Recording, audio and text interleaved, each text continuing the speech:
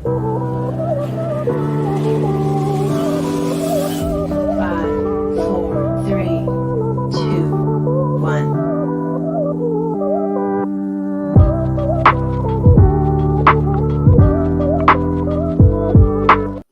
evening, people. Welcome back to Mufc Realist TV.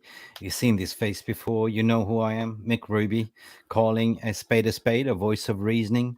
But before I continue, I want to congratulate our captain. It's going to lead us to the future, according to my opinion. But I have something in my mind that I want to share with you, and it's a little bit of a kind of a poem that strikes my mind as well, and it goes like this. And I want to share this because it's quite beautiful. It goes like, "Oh, captain, my captain, our fearful trip is done. The ship has weathered every wreck. The prize we sought is won.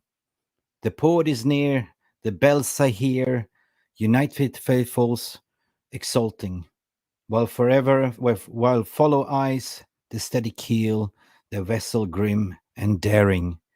But oh heart, oh heart, oh heart, oh the bleeding drops of united red. We are on deck, my captain lies, fallen cold and dead. You see, it's green and gold, we must be sold, so lead us to the path of the glory days. Our hearts are singing, we are united, we dream of the colors of red. Oh captain, my captain, rise up and bury those scousers to bed. Welcome, El Magnifico, our captain Bruno, in you we shall trust." Guys, that's a beautiful poem, but please, before we continue and introduce my guest, you know what to do. There's a lot of buttons there. Smash the like, subscribe if you haven't, and welcome back to the Voice of Reasoning MUFC Realist TV. Let's kick on the show, shall we? Now, for the thousands in attendance and the millions watching around the world on MUFC Realist TV. Ladies and gentlemen, from Mandalay Bay, Las Vegas, let's get ready to rumble!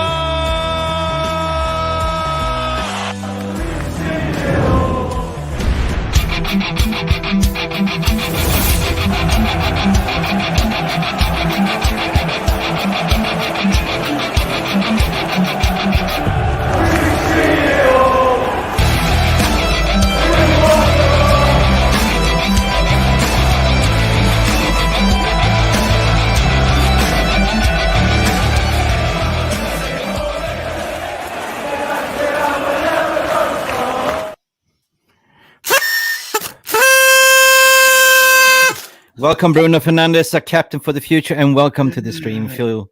It's been a hot minute. United Standish in the house. Was a bit part. It was like, it was like Arsenal. It was. It's like Arsenal deflated balloon in the middle of the season. If we you know. It's like a wet fart. It was an awful start. It was a good comeback. It was. Yeah. How are you doing, Phil? It's been a hot minute since last Friday. Yeah, sorry guys. I'm still in my coach's uniform. I've still got my. Oh, come on, you look dapper. My football socks on. I've literally just come running through the door, grabbed a bit of bite to eat, and I'm here to see you guys. There's 106 of you in the VAR room. 106 live people watching. This is fantastic. Hit smash. So who is in there? Let's shout them. 107. It's going up. 117. It's shooting up this number. Everybody hits like now. We hit 100 likes straight away. Fantastic. Go for it. Good evening, everybody. It is great to see you all. As you can tell, I am absolutely buzzing tonight. I've just come back from a kids' football training, a football match pre-season, and I'm a little bit hyped after that. I'm always a bit wild. Your adrenaline is pumping, right? I'm absolutely roaring. It's 10 o'clock at night, and it's just like 8 o'clock. No, not 8 o'clock in the morning. Be asleep. So, like the middle of the day, I'm bursting and I'm ready to go. Yeah. So, yeah. Phil, Standish, we can all sing now. It's all done and dusted. Signed. He's on a plane to USA. Onana, what's my name? Onana. What's your name?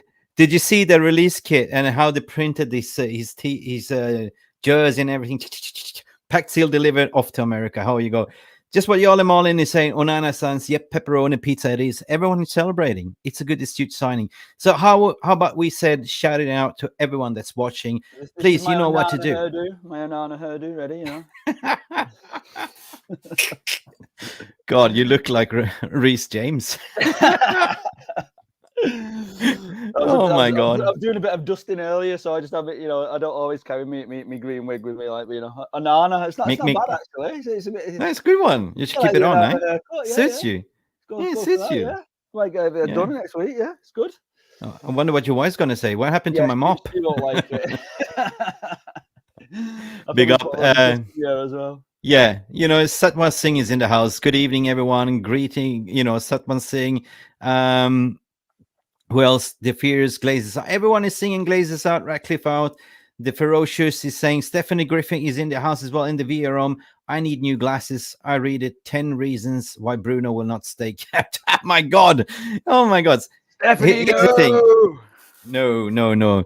Here's the thing. As we get immune to dissect the headlines, Stephanie, please get this one right. It says 10 reasons why Glazers will leave and will sell and gone, done and dusted. We're going to cover those, but 10 also as on manager's name 10, and also happened on the day that our captain Magnifico, Bruno Fernandes, is going to lead us to the future. And this is what we're going to talk about as well today, Phil, as well.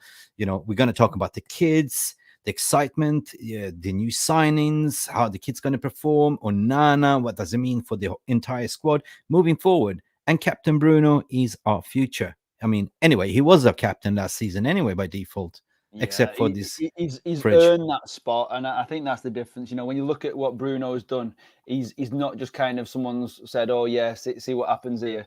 Ten Hag, you know, I said last season that the one mistake that I think Ten Hag made was not changing captain when he had the chance.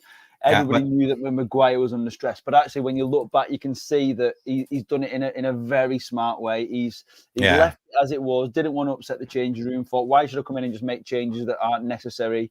Give it a chance, and got to. And Bruno showed himself and said, "Look, I'm captain by the way I'm playing, by the way I'm performing, by my effort, from what I give." And a captain isn't always the best person on the pitch. You know, I say this to my kids at the kids' football. Like, you know, it isn't always the best person on the pitch. It's the person who tries the most, who turns up every game and gives the effort and just does everything they can for the shirt, sort of thing. Yeah.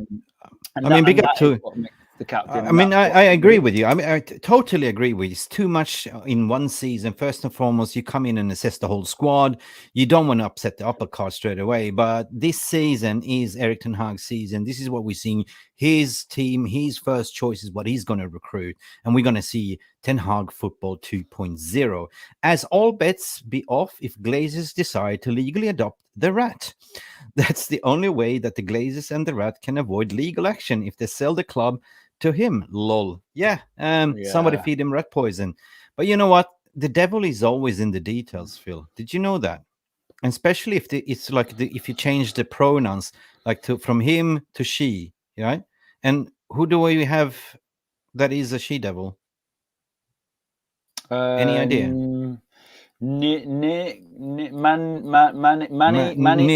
It's Manny U Nick.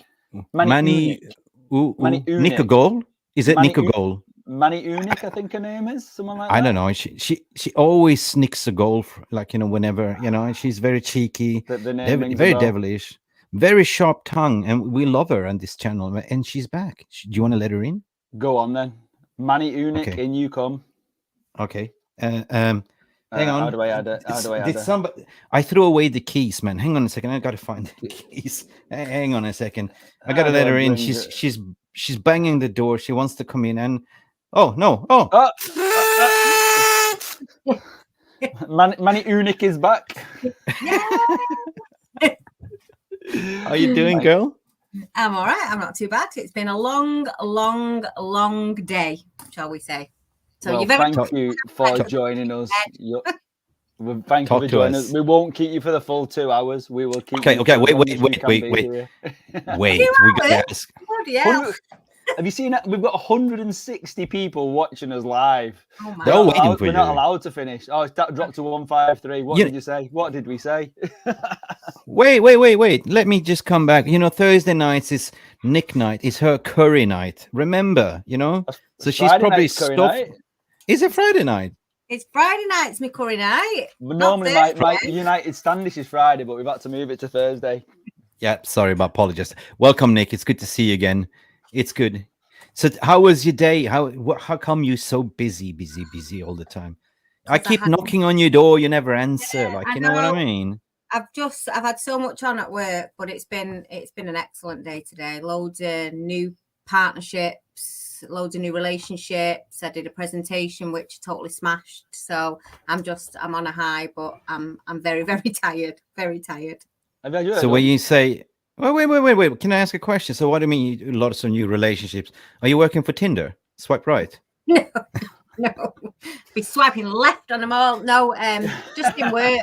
Just in work, we've got loads of new partners that have come around the table and to talk about health inequalities and stuff like that. So it was just a really, really, really good day to have everybody back face to face after COVID. Yeah. It's our first one since March 2020. So it was emotional. I can understand. I mean, yesterday, guys, if you missed it, sometimes when you work remotely like COVID times, you remember you were working in your home office, you were doing Zoom calls and keeping in touch with your colleagues, having virtual coffees and all that stuff. But once in a blue moon, something happened in the background that you were embarrassed, right? If you remember, or a cat just jumped off in your face. Yesterday, it was a MUFC Realist TV classic where poor Jarvis, right? He's traveling with his extended family. He's over in South Carolina. They rented out this big, huge house. He ended up stuck in the washing room, and we keep joking, like, are you doing greenwashing, XYZ, sports washing? And he's stuck in the laundry, and you can just hear the laundromat go beep, beep, beep. And all of a sudden, in the middle of everything, this guy drops in, he was huge with man boobs, just opens the door, walks in.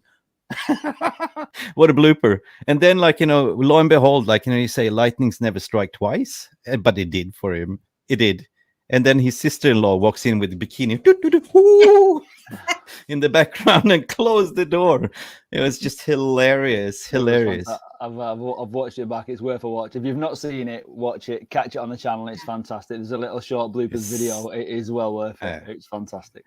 And then we had Papi doing a trolling. He did an Onana impersonation, when he said I'm gonna save all the shots for Manchester United. And I was like, hang on, Papi, so what if you get the job and we go to the bar, you're gonna save all the shots there as well for us? So it was funny, right? So anyway, we're going to continue with the VAR room because Edward Reed is in the house. Tor God Earthling, he has arrived. I don't know which planet it is from, but it's what do you call it? Tor God? Asgard, maybe. Thor God, yeah. Thor Asgard. God. Harv, Tor God. I'm just going to shout out to everyone because there's so many of you here. Carlos is in the house. Saying hello everyone, Glazers out, no scumbags, 100%. Fatty Donut, oh Bobby, welcome mate. And the mods in the VR room, we have brilliant mods as well. I don't know how many of you, but please keep the vampires out and the trolls. It's appreciated. Ashid is in the house. Good evening. Good evening, sir. Carlos is having a pizza by the looks of it. Oh, cheese. Oh, that's the rat cheese, I guess. And we're all the way from Serbia, as per usual, are Miloš Mitic. He has the same name as my father, Miloš. What will we be without our RJ? I still don't understand what RJ stands for, but okay, maybe he will disclose it one day. Maybe he signed a non-disclosure agreement, so I don't know. Nigel Flynn, mate. Nigel Flynn, Jarvis. the Glaze. Jarvis, where's Jarvis? Oh, There he is. he cannot. Yes. The Prodigy son cannot be on tonight. Hope you have a great show, guys. He's been out watching crocodiles and cheetahs and all that stuff, spending time with his kids and eating spicy wings as well, as it is in South Carolina. Who else should we shout out, or should we just kick off the show, guys? Neil's here. Driscoll. Yeah, Yala. Y'all, Angie. Angie, we're not worth it, Angie. How you doing? Barcelona, My new Jamie Tata in the Wayne. house. Milos Mitic, hey Milos. Everyone is so beautiful. So many of you. Yeah. Okay, let's kick on the show because everyone, what do you want us to start with? Bruno? Yeah, Captain I think El we've Magnifico? got to start with Captain Bruno, haven't we? Yeah. What's your thoughts, Nick? What's your thoughts on how you think he'll be a captain for us? Do you think he'll be good for us?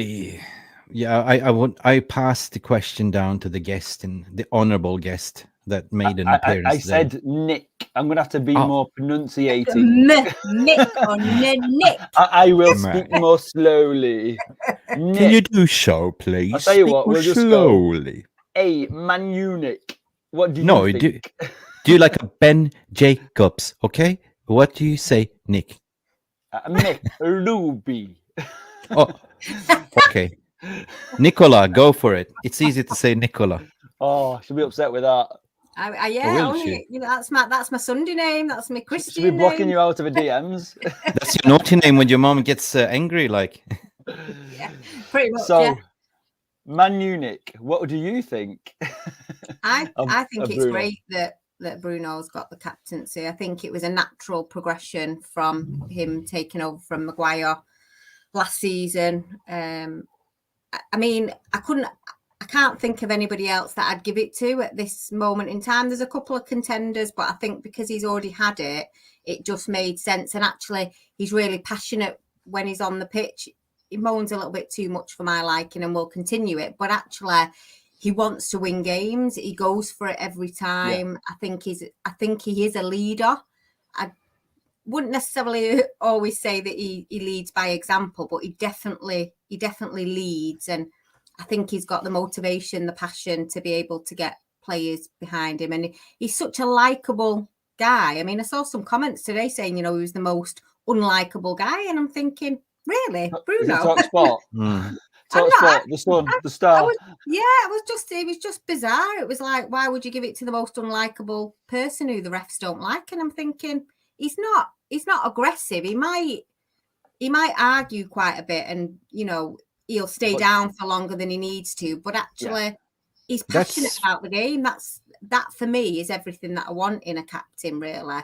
Yeah. And again, I like the captain in the middle of the field as well. I'm not a great fan of captains that are goalkeepers or defenders. I like them being more in the center of midfield. So it just made perfect sense for me. I can't think of anybody else you'd give it to not give it to Bruno after what he'd done last season. I mean, you'd have to have some explaining to do as to why you think somebody else deserves it over him. So it was natural for me. It's a great move.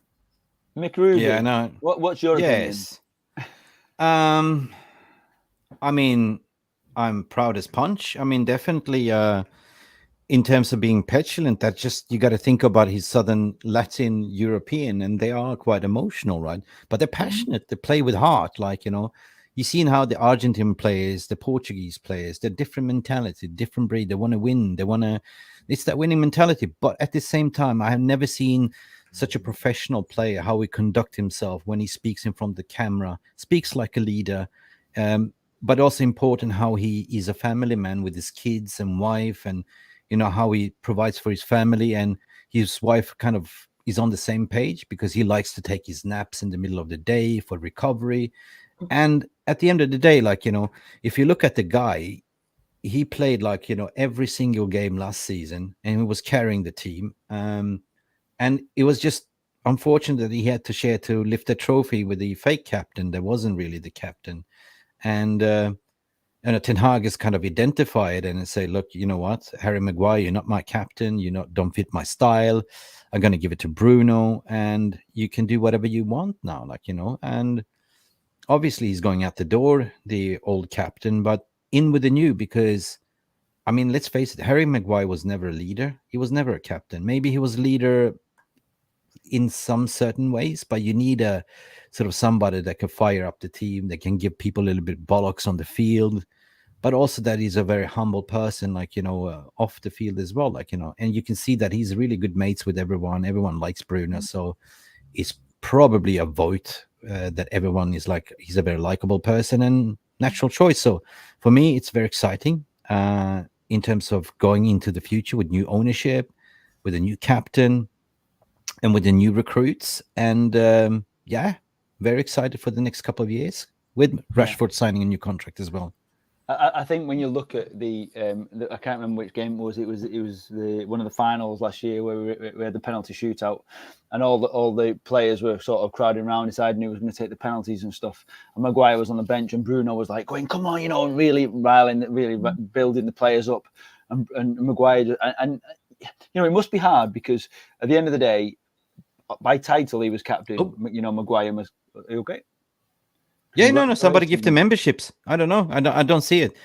John Johnson saying that somebody would give the membership. I don't know. Let us know who gifted the membership, and I will do. That's the new thing. You're gonna have to get that fixed. I'm sure there's a hole in it somewhere. But yes, and then Maguire came from the back, and he just kind of like patted somebody on the back, and at that point he looked forlorn. He looked like he knew his season had been over. I think his biggest weakness was when he wasn't prepared to admit, when somebody interviewed him saying about his performances and stuff, and he kind of said, well, I've done all right, and I've done this and I've done that, and it's like, no, you need, even Luke Shaw, Scott McTominay, many of them who stood there many times and said we weren't good enough, and that's what Maguire needed to do, and he didn't, because he felt that everyone was against him. He just didn't want to add the pressure to himself. But what I think he didn't realize was, had he have admitted it, he might have actually reduced a little bit of pressure and took a little bit on and say, look, we weren't good enough. We need to do this. As United, we need to do this. And when he didn't start doing that, and I think all that was him losing the captaincy bit by bit, and Bruno just stood up and became the player he needed to be. So, I just think it was... Listen, it's a tradition in this channel when I see a name that I've never seen before, I would like to say, welcome, Amy Rourke. I've never seen your name, and welcome to the chat room. Welcome to the VAR Room, and please make yourself comfortable. Whatever you're drinking, tea, coffee, whatever you're having, popcorn, whatever is your choice, make yourself comfortable, because the VAR Room, the community is very nice. So she's got a question. How did that blonde Neanderthal score all those goals for Dortmund and Guy Reyna? I have not got a clue who we're on about. I have no. Okay. Anyway, clarify that point. We might come back to it. Happy to discuss it, but not. Can't mean like Haaland, surely. Yeah, but what? How did he score? I thought that, but are you ready? Cover your ears. Amy Rourke, you're a legend. You just became a member. Cannot thank you more than enough. Can't cover my ears with headphones in, can I? Yeah. It's like I just pushed him in further. It just didn't help that. It's not a smart move. Yes, Amy become a new member. So Amy. Fantastic. Thank you for membering up. That's not a very appropriate phrase, that is it? Membering up. Anyway, moving on. Welcome, Amy. Absolutely. I think you might have been Haaland is the only guy I can think of, but the question of how he's scoring so many goals when he's still scoring so many goals, that's why I don't quite understand the relevance of the question. So, moving on, many of you, 190 of you are live watching. Thank you so much for everybody just joining us and listening to us go on sort of thing. Hopefully, as Mick's just having a bad hair day, doing his Onana impression. Here's my Onana impression, and Nick can do it soon. So it's let's see your Onana impression, Nick. What are you going to come up with? I don't. I'll put that on my head instead. There you go. Was that a full cake? No, it's a diffuser, and I've just spilled it all over my laptop now. It looks like a donut, mate. It looks like one of those cakes where they put like the walnuts in the top. It looks like a walnut cake. That's it. Oh, it's a smelly diffuser. Oh, fantastic. Okay, we got to do this. Phil, can you put your Nana wig on? Okay. Okay. What am I going to sing? Okay, listen. Wait a minute. Guys, take a Polaroid picture in your mind and come back and rate it. Because hang on a second. We got to do the hot meter here.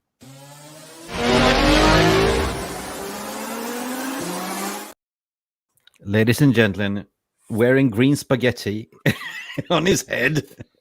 It's not Declan Rice because it's Barilla Green launch spaghetti. Impersonating an Italian Onana that just came to Manchester United. Please rate in the comments What would you rate Phil's new hairstyle impressionation of Onana? I give it a 10 out of 10, mate. That's I think hot. it's as good as it's going to get, really. I just think I think you look like Sideshow Bob personally, but I mean, is that not more like that? well, I don't know. You know, you got a bit of the whole craziness going on there. Oh, that's Yeah. me to Listen, I'm operating in the blind without my Jarvis Cocker. He says, boom, memberships are raining. That's 100%. So good. Everyone is giving. Oh, come on. Listen, Harv is giving 11 out of 10. Oh, yes. Thank you very much. It's a surplus for requirement. John Ball is giving Johnny you 8 brought me out down of to 10. an 8. Oh, no, thanks very much. Scandalous. But look at Ayush, fantastic. Yeah, second backup goalkeeper with that natural hair. See, that's what it is. The goalkeeper the hair makes the goalkeeper. 10.5. Thank you. We'll take that. They're all flirting with you now. That's ridiculous. 0 out of 10 according to. You give me a Hang 0. on. Oh, Andy Cooper. Oh, That's Cooper is giving you. Orville the Duck Phil. Andy Cooper was giving you 0 out of 10 with that face as well. Appreciate Lisa it. Jensen is in the house. Lisa, how are you doing? Good afternoon, Denmark. She's from Denmark. Big up, Onana. What's my name? Big up. But that's all, folks. Yeah, Ruglu med fly. That's what we're saying. Onana, we're all yeah. Okay, I just got a message from Colleen from the United stand here. Football Terrace. We're doing a show tomorrow. She confirmed. So we're doing an Arsenal preview tomorrow. She just WhatsApped me. So tomorrow, nice. Me and Colleen, Arsenal versus Manchester United. Wicked. 0. Come on, people. -0 you get there, Phil. I think Ten Hag was tickling my chin then, actually. Oh, now Phil Brown is voice messaged me as well on the WhatsApp. Everything is raining in now. God, take over, Phil. Got 2 voice messages for Phil Brown. We have 184 people watching live. So thank you, everybody. Make sure you hit like, subscribe. Make sure you absolutely love the channel and join us again, because we're the more of you, the merrier. The more fun we have, the more chat we get, the more madness that we get in the VAR room. And so, yeah, I just want to kind of move on a little bit, just talk a little bit about the preseason while Mick types away, frantically battering his keyboard like it's hurt him and he wants to hurt it back. So preseason. So obviously, I saw the most bizarre headline today about Mason Mount has gone from bad to worse in his second game. I'm like, and then I looked and it was the Daily Star and I was like, there we go, move on. Yeah, absolute nonsense. I think that Mason Mount's got off to a really good start, actually. He's not when you look at the position he's playing much deeper on the field. And I think that's kind of where Ten Hag wants him to play. He's picking the ball up deep. He's carrying it forward. He's playing through balls to the. And bearing in mind, we haven't got Eriksen, we haven't got Bruno, we haven't got Rashford. We haven't got Casemiro. We have some big players who play in the midfield, all still missing at the moment. And obviously, once we get the likes of Højlund or someone else in, those through balls will come, and Mason Mount is getting into space. So he's the first person I want to speak about. What's your thoughts on the signing of him, Nick? Nick. Well, I think I said last time that I wasn't overly keen, but I've since gone back and reflected and thought I was being slightly harsh. Really, I think that he'll be really good in that midfield position with Bruno. I think that I like his style of play, and I mean, people say in 2 games in that he's gone from bad to worse. Well, he didn't start at bad, so I'm not quite sure how he can go from bad to worse. But we're 2 games into pre-season. He's playing with a lot of players that won't normally be in the starting 11. And he's never played with any of them before? Yeah, exactly. You know, yeah, what do you expect? You've got to give players time, not just one to find the best position for them, the managers to find the best position for them, how they gel with team members. You need to be in sync with one another, and that's the whole point of pre-season, is that Ten Hag will get to see which players, which positions, who they best teamed up with, who they're in sync with. You can't really base anything on pre-season. Last year we had a great pre-season, and first 2 games were absolutely diabolical. So it's just really about players finding the feet, getting a bit of game time, getting the fitness up. I mean, you can't go from bad to worse in 2 preseason games. I'm sorry, but it's clickbait, headline bollocks to everything about Man United. You know, we could be in, you know, the Division 2 or wherever it's called now, and people would still be talking about us and comparing us to top flight teams because we are the biggest club in the world. Whether we've won recently or 100%. not, it doesn't matter. 100%. Yeah. So. And we're getting that back because, you know, we are getting these signings. But one of the things that I'm really liking about the signings that we're making, obviously we've got Mount for 55, rumours of Onana for 55. Højlund is being rumoured at sort of the same sort of 55 again. We're not being dragged into these deals anymore. Like, okay, we'll pay you the 80, we'll pay you the 90, we'll pay you the 100, whatever. We're going, no.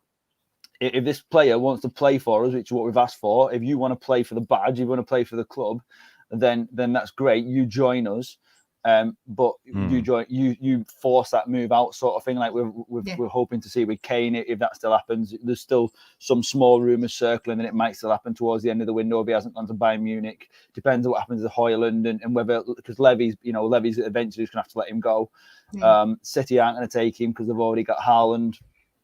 Arsenal have got a myriad of forward players at the moment, and it's us who need him. So whether we get Kane, I don't know. I can't see it, but it could still happen at the end of the window. But it's better that we're not doing what we've done in the past and we like, all out for Kane, and that's our only focus. We're doing what we need to do. If that's not 100% yes, then it's moving on. You know, we're not hearing anything about Frenkie de Jong. I'm not saying that's on or it's off. We're here. We're just dealing with what we need to do. We knew that we needed a goalkeeper. Everyone said it for the whole of the season. De Gea has been a fantastic servant for us, but with the way that the game has developed, we have to get a player, a goalkeeper who's developing in that same way. With that, as we're seeing, as much we don't like to admit it, with City goalkeeper, with Liverpool goalkeeper, they play from the back, they play the ball out. We see it from Brighton's and everything. You know, that they're all playing that style of football. And I must admit, when he comes in, I'm really excited about Onana. I've been watching lots of clips, as I'm sure a lot of people have been doing. I'm really excited for him joining us. But I will have that in many games. I'll have that little fear factor of like, what are you doing? Because we're not used to having a goalkeeper who can come out off the line and make those things and actually catch the ball in the air and stuff like that. It's going to be. I just can't wait to see it. Standish. Can't wait to see it. Yeah. I mean, you reckon Onana will slip on a banana? Onana slipping on a banana. Well, let's hope not. Let's hope not. Let's hope there's no slip-ups at all. Slippy G's left and took his mate with him, man. No sloppy joys here. Nothing. Listen, I'm absolutely stoked what you're saying. I mean, give the team a chance, support the team, you know, because this season alone, what I'm reiterating is basically like, you know, this is the season of Ten Hag, you know what I mean, Standish and Nick, you know. So all I wanted to say is just people needs to chill, and I see people tweeting this turns out to be a good summer at the end of the day because we're in deep negotiation to get Højlund. Maybe people say Højlund is not enough for a striker, but look at this formation that he's going to play, you know, with Onana. He's going to be like play a 3-1-6. That means that we're going to be 6 in the front, like possession-based football. We need a finisher, like what we're missing. I don't know if Martial is going, but Martial will probably play second fiddle, right, if it's not fit. So bring in a young Højlund that could provide you 15 goals per season and then elevate next season to 30. It's not a bad shout. And dealing with it, my first choice, absolutely. 100%. So we don't like. It goes back to the old saying, the old DNA of Manchester United, like, you know, to say like, you know, you're good enough, you're old enough, right? It doesn't mean that just because you're 20, it doesn't mean that you cannot score 30 goals per season. That's the thing. Depends on who your manager are, who your team is, who your leaders on the pitch are. That's what it is, right? And goals will come if you look at it, like, you know, from Mason Mount, from Garnacho, from Rashford, right? From Anthony Dos Santos. Yeah. So goals are there, like. So I'm very excited to see this Erik ten Hag style 2.0. And we also in a very deep negotiation with Sofian Amrabat for 20 million, 25 odd million as well. So that is to me a very astute signing. Amrabat that could play the understudy, or you can play a double pivot when it's needed, when you're playing at Anfield, for instance. Like, you might line up a double pivot with Casemiro and Amrabat. It's very exciting. And all of a sudden, if you solidify that brick wall at the back, right, playing out from the back, the player is going to be like, oh my God, how are we going to attack Onana? Like, how are we going to cover that? Because you're going to then commit bodies for one to press Onana. That means that it's open up space in the midfield or in the forward line. So we're going to be playing a totally different game of football that I'm excited about. And Onana, 100% pack your bags. I hope to see you in New York playing against Arsenal, which I think he will. What else? Amrabat. There's two signings that we're working on. There is, Højlund and Amrabat. Yeah. And whatever happens after that will be, que sera, sera, whatever I say. What will be, will be. Nick, I'm not particularly fussed if we get a Kane or not, But what I'm saying is, what I understand is the Bayern and PSG are doing the negotiating heavy lifting while we're just sitting back and watching. But if there's money in the kit, if we are selling a lot of players outgoing, we raise money. Do you reckon they will come in with a cheeky bid for Harry Kane at the end of the window, Nick?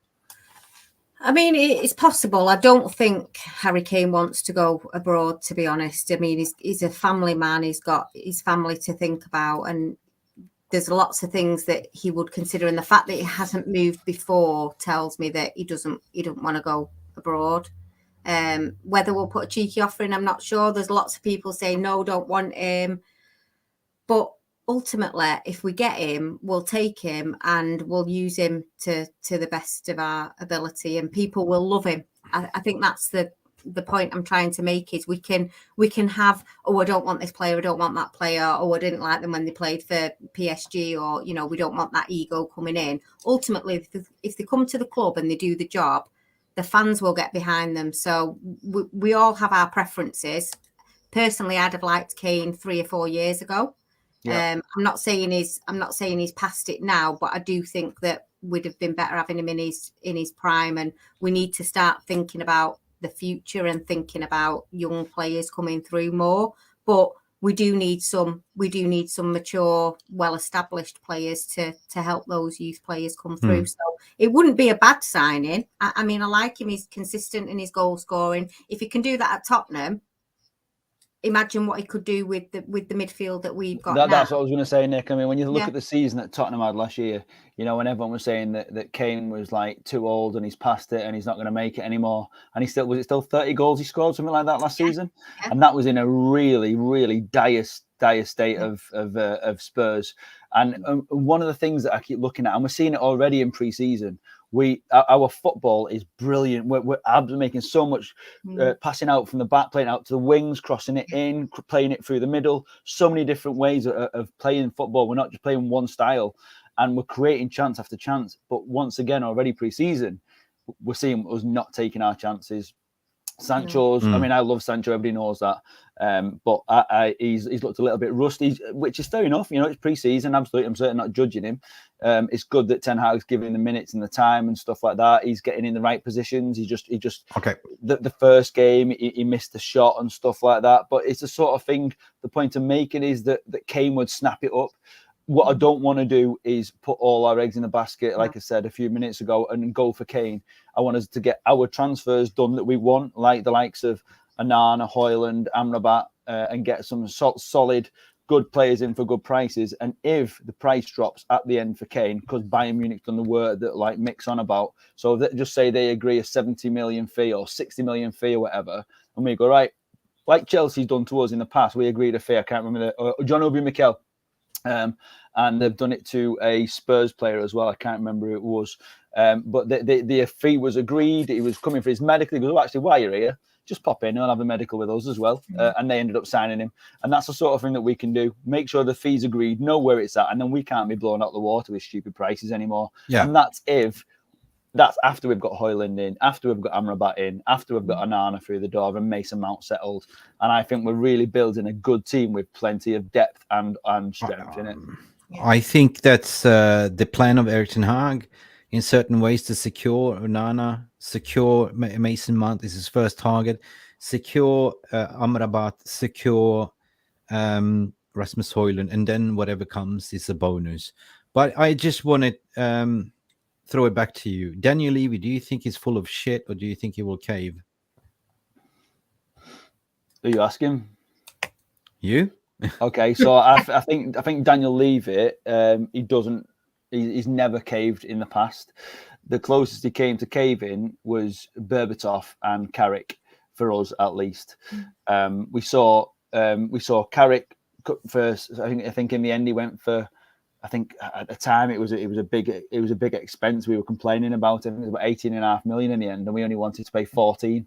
And at the time that was Daniel Levy pushing, and then Berbatov. We all remember the images on Sky Sports News late at night. Berbatov walking across. It was very, very last minute. Really left it. But that's because Berbatov wanted to sign for us. He only wanted to sign for us. And if Kane only wants to sign for us, that's the only way that deal will get through the door. If not, if he's still like, well, I don't mind going to Bayern, Levy will be like, right, go to Bayern then. Before I go to Nick, I want to sway her mind to see what she thinks after this. What? A bullshit? A bullshit? A bullshit? A bullshit? Nick. I would not be happy with my child swearing. That's all I'm going to say on that one. What's all about? Park Kane in the back pocket and wait for Daniel Levy, according to my opinion. At the end of the day, I think he will cave when it comes to finances. He will not let Harry Kane go for free, and he will not let, and basically Harry Kane can choose his own destination. Contractually speaking, the employer cannot tell him where to go and not to go. That's the thing. No. You know this Højlund guy. I mean, obviously, for whatever reason, so many people seem to think that he was like a smallish in stature striker, who just who gets into great space, and that's all people seem to talk about him. But actually, when you watch his movement, is finishing. He scored again for Atlanta today, I think it was. But when you look at, he's only like, is he about 1 inch smaller than Haaland or something? So he's not quite got the same frame as him, but he's a big, tall lad, and that's a big thing. That I mean, obviously Rashford is tall as well, but I just think. Let me put it like this: Rasmus Højlund's DNA is immaculate. His father used to be a professional footballer in Denmark, Danish international. His mother is a Danish national sprint athlete, tracksuit runner. So this guy. He's got great genes, to be honest, right? He's fast, he's explosive, he's strong, he's big as an ox, and he looks like a 25-year-old in his body and stature. And he's only 20. He's going to get better and bigger and stronger. That's the thing, right? Jeff Steele, big up from Adelaide, Australia. It's, early morning there, I guess. The important thing that Ten Hag is getting is who he wants, and that's great. Transfers looking good, and we will only get better. Yes, things will only get better. We've just lost 30 viewers because of your voice. Karaoke Phil. This server's breaking into song. Karaoke Phil. What's the VR room saying, guys? We've been neglecting you. Sorry for that. Yeah, it's getting harder and harder because there's so many people in the chat. So which is fantastic. I'm just trying to keep my eye on anything. I hope we don't miss any super chats whatsoever. I've not missed any of those. They new member Amy Rowe. We've got that one. Sean, UK, hello, first time from Salford. Yeah, welcome. So yeah, I'm going to try and have a quick look for the VAR room. So Mo's saying I also wanted Kane 3 to 4 seasons ago, but we can't handle this drama with Levy. Absolutely, if it comes off, it comes off. Gonzalo Ramos, obviously, still in the press, being heavily linked to us at the moment. Bullshit. But I think that it seems to be. Paper talk, a bit quiet. I mean, he was a fantastic player, but is he a bit like I forgot his name for Colombia? What's that? Amrabat. What is it breaking news, or are you just showing a picture of him? No, I'm just showing a picture because I was like, what? Nothing. I've just got a picture of him. It's like, all right, okay. No. I mean, he's Man United mode, yay! Who was that guy who scored all those goals in the World Cup? Absolutely fantastic. Ended up playing at Everton. Went to Real Madrid before that. somebody in the VAR room tell me, you'll know the guy I mean. He got the golden boot, and everyone was like, oh, he's the next best thing. United are heavily linked with him and stuff like that. And I just wonder if Ramos has done a little bit of that for Portugal so far. Lukaku? Nah, somebody will remember it in the VAR room. Colombian, I think it was. Somebody might remember it. Speaking about Lukaku, he's done a Kaka. He's done a stinker. Honest to God, like, the guy came from Everton. Where West Brom did he play for? Everton, and then he went to United, and from there he went to Inter, and then Chelsea bought him for 100 million. He stank up the place 3 months later, did an unauthorized interview, went on alone, and Inter loved him. Inter did everything to sort of try to buy him. Chelsea was busting the guts to sell us, Mason Mount. For that money they were sort of going to use to buy other players, and Inter's going to use some money for the sales of Onana to buy Lukaku. And what does Lukaku do? Because he didn't get a start in Champions League, he goes to speaks to Juventus. Bada bing, you're crazy. And then he goes back to crawling to the cross, and Inter Milan say, you're not welcome here anymore. Go. So now he's back at in London training with the kids while everyone else is enjoying the holiday pre-season tour. So what can we say? Greed is a sin, and delusional FC does exist. So Stephanie Griffiths, absolutely correct. 97 likes, 3 more to smash 100. Keep going, guys. We've got 230 people live watching. This is fantastic. All just hit like quickly. So I just want to touch on this. So absolutely right what William says. Levy wants a bidding war for Kane. Thinks about money. He's a businessman. He does, but I think what he's seeing is he's not got the power that he used to have. Levy made the biggest mistake, I think, with Bale. He thought he's doing the same with Kane at the moment. United offered more for Bale than Real Madrid did, but he was like, no, he's not going to you. He's not going to you. And he's playing that game again. And I think he's starting to lose out because the players he had a fantastic. He did have a good squad who had a chance to do something under Poch. Obviously, letting Poch go was the big mistake that he made there. We've all seen the Dele Alli stuff that we spoke about the other week and stuff. He was the best when he was at Spurs as well. And I think that he's missed that opportunity with Kane. He had a chance to sell him last year, but now his strength is very weak. Or his negotiations are very weak because of the fact that he's only got 1 year left on his contract. So yeah, he might be a businessman, but I think he's going to lose out a little bit now. Marvin said that some guy called Romano, we might all know who that is, has just confirmed Fofana has done his ACL. Maybe they'll buy Harry Maguire. That is the that's old news. That's slow push news. Fofana done his ACL. And I was watching Rory Jenkins. He was absolutely throwing his toys out of the pram. Absolutely hell no. Stay away. He's a big Chelsea fan. I was like, thank you, John Johnson. James Rodriguez. That's the one. Well done. Moving on. Yeah. Thank you. Yeah, that's it. Not everything is good. Yeah, he had a great World Cup, and then he didn't really do much after that. But not everything is Bebe, the same thing. Bebe, do you remember? But that proves you that not everything that shines is gold. You know what I mean? It can be a glimmer of shine, but it's a fake gold at the end of the day, isn't it? Right? So polished turd, as we call it. Sorry, Edward. That's in a Nick way, Nick language. Polished turd. Good question. Man United Van Cam. Can Man United ever be great again under this current ownership? I'll put that to you, Mick Ruby. No. Moving over to you, Manu Nick. Oh, it's a difficult one. I suppose it depends what you hang on, Man United Van Cam. That rings a bell. Okay, keep going. Yeah, talk about stopping your midflow. Go for it. What are you talking about? Great. Are you talking about just the level of football and winning things? Are you talking about stadium facilities? I think it's everything, isn't it? We're saying can Manchester United ever be great again under the current ownership? So I think it's talking about the whole everything. So like the football, the style of the Ashton, play. my friend Kev Ashton, glad to see you from the United stand, man. That's why I recognize the Man United. Kev Ashford. Ashford, yeah, my LinkedIn friend as well. Ashford, yeah. Buddy, we've been messaging on each other on LinkedIn, so welcome to the stream. Yeah. I'll come back to you in a minute, Nick.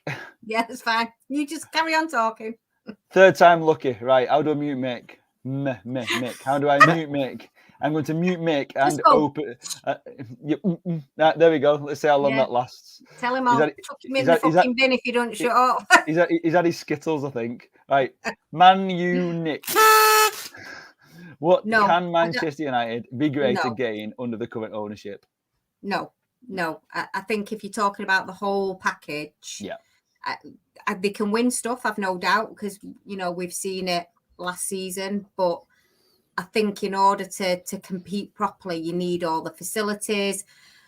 We need fucking screens in Old Trafford so I can actually see replays properly.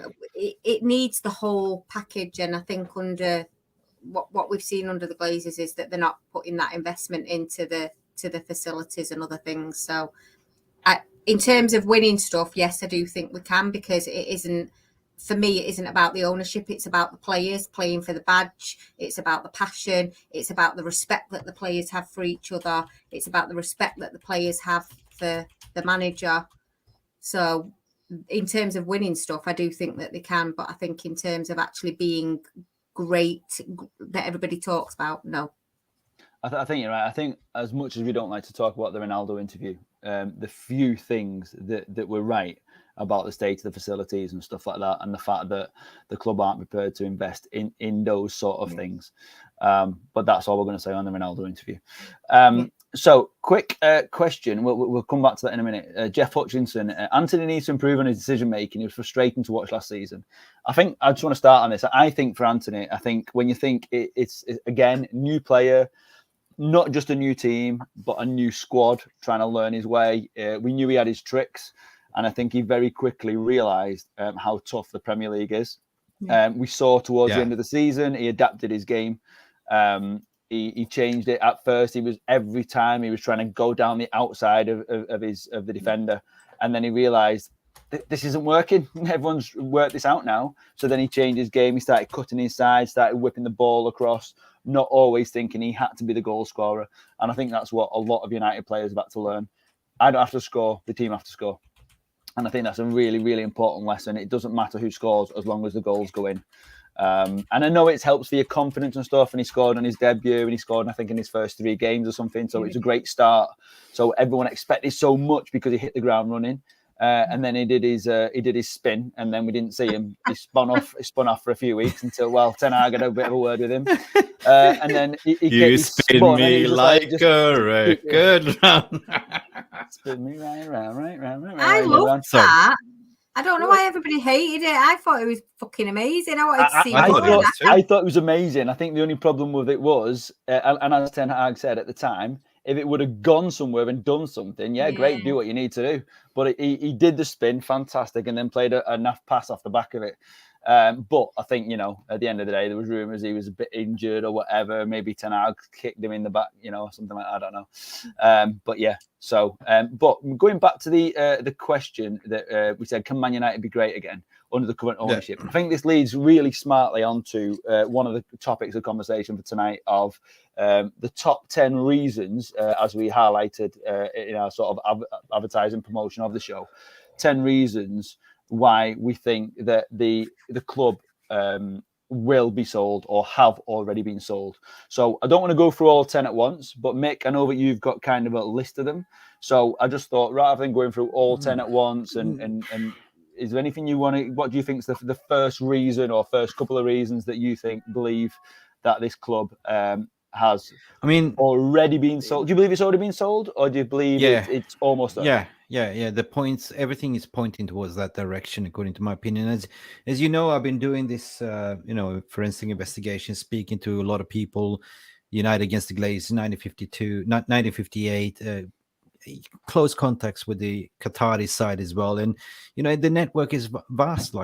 It doesn't mean you have to be a journalist to get sources, right, and information. I know there's an NDA sign, but at the end of the day, when all you have to do is follow the money, the finances don't lie, right? So, I mean, it's getting repetitive and boring, but what I wanted to do is provide a voice of reasoning in a certain sense that, I know that there's millions of fans out there that are suffering from mental health, and adding on this, we've been waiting 18 years, and everyone is kind of getting anxious and nervous. And I just want to say to blame also the journalistic core as well in creating this narrative, because once you set a story by the editors, you never back down. You kind of double down, or whatever you call it. And what you've been seeing lately is the constant flip-flopping in stories. Like, one side they're staying, today they are leaving, constantly. And I don't think it's fair, because we are the ones to suffer. And well, they are profiting from making money of clicks and selling papers and magazines and stories. I believe more in the lines of what comes from Bloomberg, what comes from Reuters, and it's been a clown show. Of course, I understand this is the biggest story, the biggest scoop. You want to break it, you want to be first, but you're missing the point. The elephant in the room is that we United fans want a new dawn. We want the Glazers out. We don't care who breaks the story. All we want them is out. So the reason why I call it 10 things might be like Ten Hag thing as well, right? Because Ten Hag is the beginning of the change. You might also argue the point of the appointment of Gill by not Matt Gill, but what's his name? David Gill's appointment. That's another story.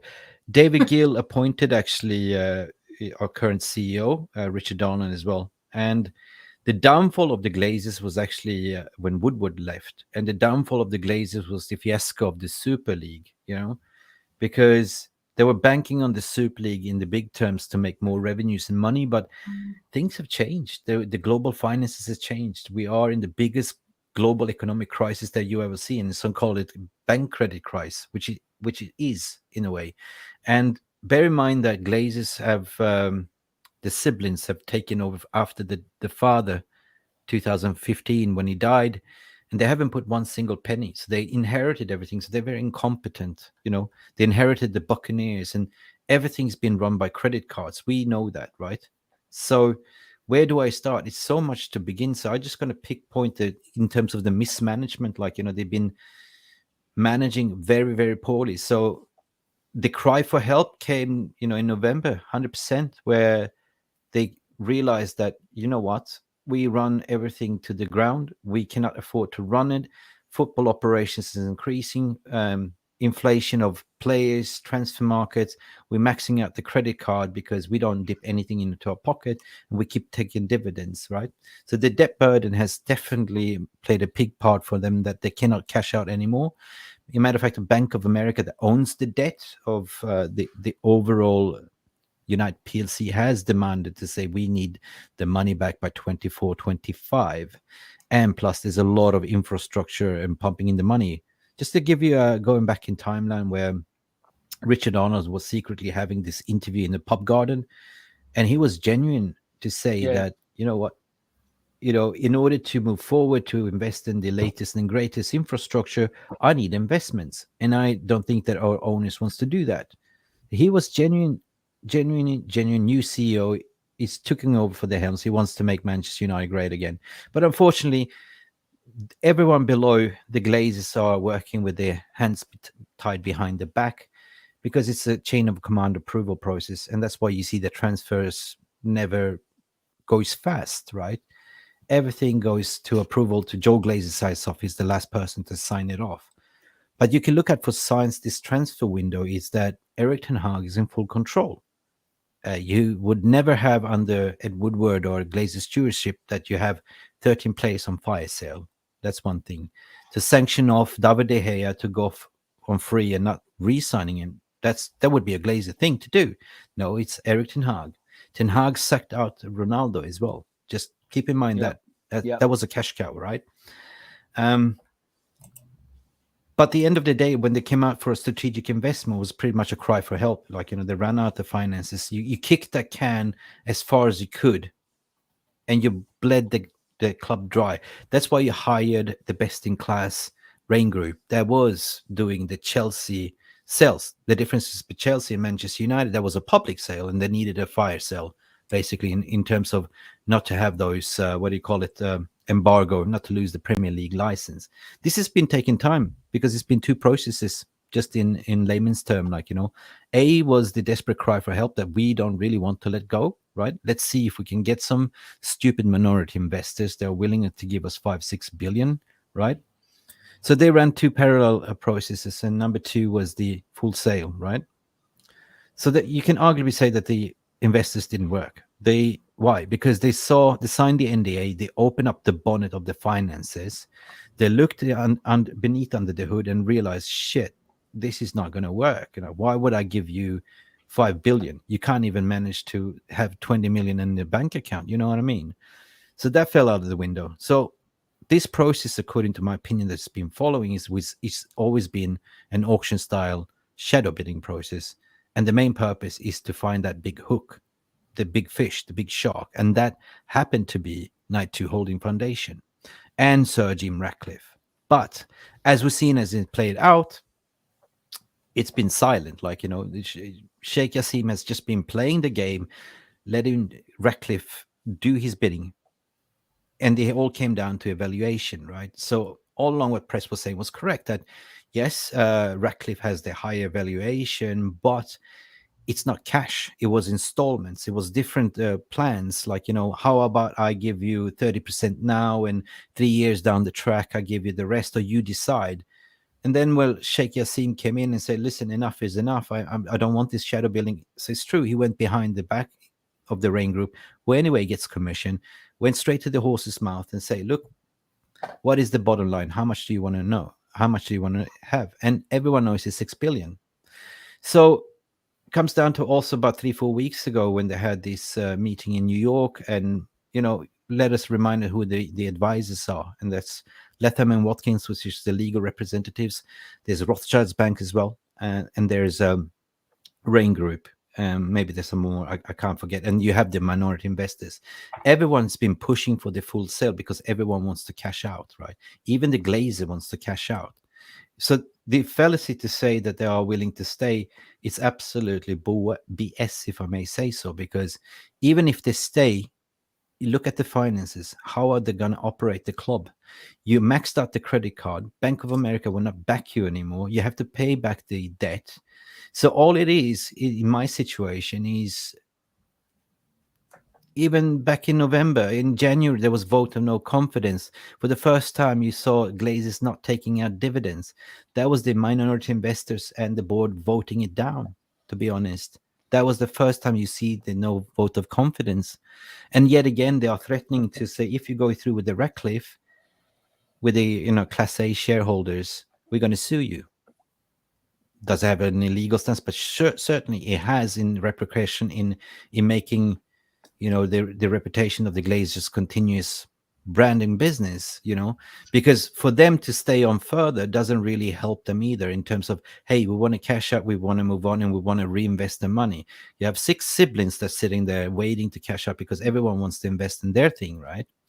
So you also have to look at what Qatar is offered, like in terms of TV broadcasting rights for NFL, Buccaneers, building a stadium in Qatar. It's that ongoing business, and that broadcasting rights is worth building itself, to be honest. But what Ratcliffe has to offer is nothing, pretty much. Basically, we give you a small percentage. We will negotiate how you want to be bought out. But I think at the end of the day, if Qatar announces it, if Qatar wants it, Qatar will get it. So it's all about, if Ratcliffe bids there, they went out to find out what is the price. They would just slap 1 billion over there straight away, because there's endless of pockets of money. So it's like making an analogy. You want to buy this red Ferrari, but you cannot afford to fuel it. Well, on the other hand, you have the other bidder that can afford the Ferrari and they owns a petrol station, if you know what I mean, in layman's terms. And plus the inflation of astronomical figures in terms of transfer market has gone up. Saudi's coming into play. It's a totally different model than when you started the bidding process like 9 months ago, you know. Protesters also been working. Glazers are green and gold. That's been absolutely working because, you know, you scare the sponsors and they don't want to be associated with the Glazer at the helm. So everything else that's coming out from the press, according to my opinion, is absolutely horrifying, because at the end of the day, what we're trying to do is to present you with, you know, fact 1, fact 2, and how you interpret this is in the middle, right? So in summary, like, you know, it's fair to say that they've milked the cash cow as far as they could. You can ask yourself, how long is a piece of string until it runs out to the end, right? So as a family, they're close packed. You know, of course, we know that they don't like to communicate. And it is a sort of well-known fact that Glazers as a family, siblings, they made that nobody speaks to the press. Keep silence. That is kind of the Houdini act, like, you know, and that has kind of created our great divide within the fan base, because they've never communicated, and we always second guessing, meaning the press don't understand either.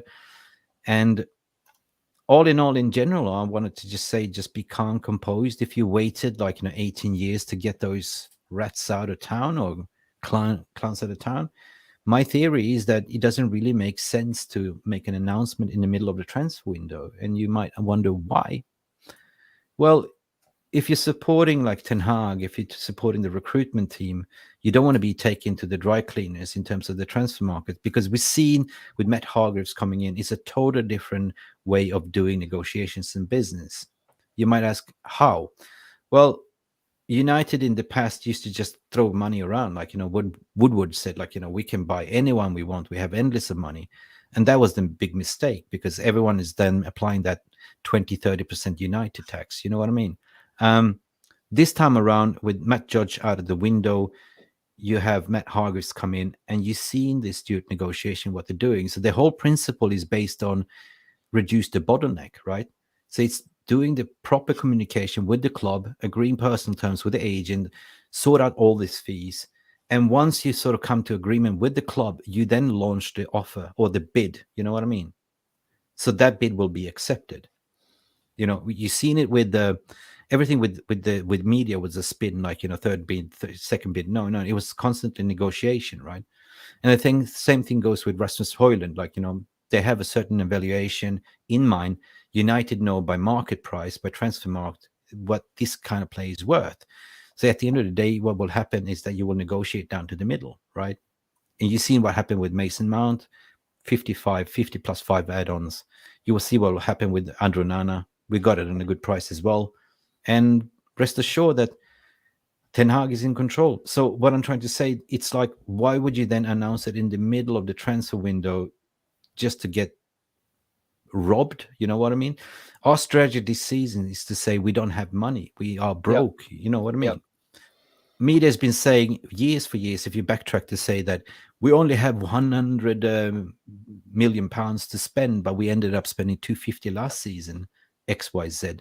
FFP is a fallacy in a certain sense, because when you buy certain players, you split up that, you know, you made a 5-year contract, so you can split up that 5-year installment plan. So if you buy somebody for 100 million, you make 25 millions per year.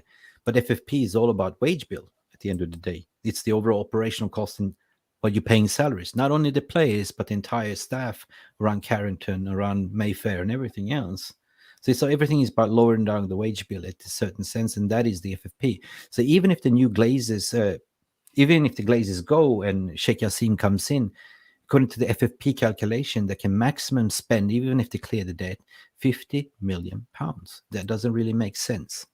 So therefore, I'm saying it's my theory and my belief that they have some form of agreement, because only they know when it's the time to announce it. Only they know when it's a good time, you know.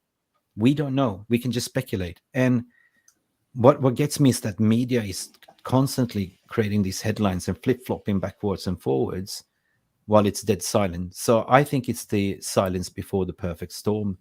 PR agencies that working close with them knows. They already prepared the statements, I think. Stock market is going up and down, but at the end of the day, it will be a full sale. That's what I'm saying. I can't see it any other way. I don't know what your thoughts are feeling. So, I mean, that was a long speech, but about 20 minutes, Mick. Right. So I've picked, whilst you've been speaking, I've been picking up on a few comments that the guys have been making in the VAR room. So I'm just going to bring these up very quickly, and we'll not go into too much detail on either one. So, Mick Ruby, are you pretty certain 100% Qatar will join and maybe bid one more time to get it done? Do you think another bid needs to go in? Do you think it's just paperwork? I know you've just been saying all that, but do you think is it like? See, I personally think that I can't understand. You know, when you go back a couple of months ago, there was all this talk about the actual, it'll be done before the transfer window starts. And as you just said, if we suddenly announce it, everyone will say, well, actually, instead of paying 50 for Mason Mount, you're going to pay 80 for Mason Mount, and Onana will be 90 and stuff like that. And they'll put the expectation levels up. But the question being, do you think we'll need to bid one more time? I just can't understand why all these. No, I don't think so. These are being sanctioned if it's not already done. I think there's so much done behind the scenes already. And I think once the transfer window's open, once we've got our players in, then the announcement can come before the season starts. Well, all I can say that there's certain things that I can say and there's certain things that I promise not to say. You know what I mean? But let me just say that, you don't have to be an ITK. You can just go and check my LinkedIn profile. You know how many connections, what I do for living and stuff like that. All I can say is that, I'm 100% confident it's all Qataris. And at the end of the day, if it's going to be anything else, is to actually reduce the bid, to be honest. Because if you look at the current situation, what I said, this is just me talking right now, because even I'm confident they hit the sweet spot, what the Glazers want. That's the thing, which is always going to be 6 billion, right? Yeah. We said that from the off, haven't we? Yeah, no, but it is. You don't want to buy. I mean, look, it's a $6 billion deal. You don't want to buy the pig in the bag. You got to check everything at the end of the day. You got everything needs to be cross-checked, delivered. You know what I mean? It's like you buying a car, right, Phil? You want to inspect the car before you buy it, correct? Ever so slightly, yeah, absolutely. Yeah. Not if he's got 6 billion, he's not. If he's only buying a 300 grand car, he's going to buy, I'll just get another one. No, I'm confident to say that there's 3 transactions that needs to take place, right? And you can see that there's plenty of entities being first registered in London, 92 holding in London, 92 holding in Cayman Island, where the major bank of account of the Glazers, where the Glazers Manchester United PLC are registered as well. So there's 3 types of transactions that needs to be done. Once you agreed the premium buyout fee for the Class B shares came up to $38 per share, speculative. That means there's 1 transaction to the Glazers. Then you have to clear and pay off the bonds to the Bank of America. That's 1 transaction. And number 3, this is something that can wait, because once you have control of that, you actually have the keys to Old Trafford, right? But they want to buy it 100%. So until it's fully bought 100%, that means that 31% of the Class B shareholders also needs to be paid out on fair price according to Cayman Island laws. So they might also get same amount, like 35, 38, depends on, right? Yeah. So this takes time, according to my opinion. But if you actually made an agreement, a purchase agreement with the Glazers in New York, it's all down to sort of when should we announce it. This was also buy us time to sort out with Lindsay Train and the minority investors and the retail shareholders. Like if you hold shares, you will also get a payout at the end of the day. So it is, according to my opinion, maybe taking a little bit longer time, but it's fully normal. This is a billion-dollar transaction. Seen mergers and acquisitions before that take even longer, 1 to 2 years.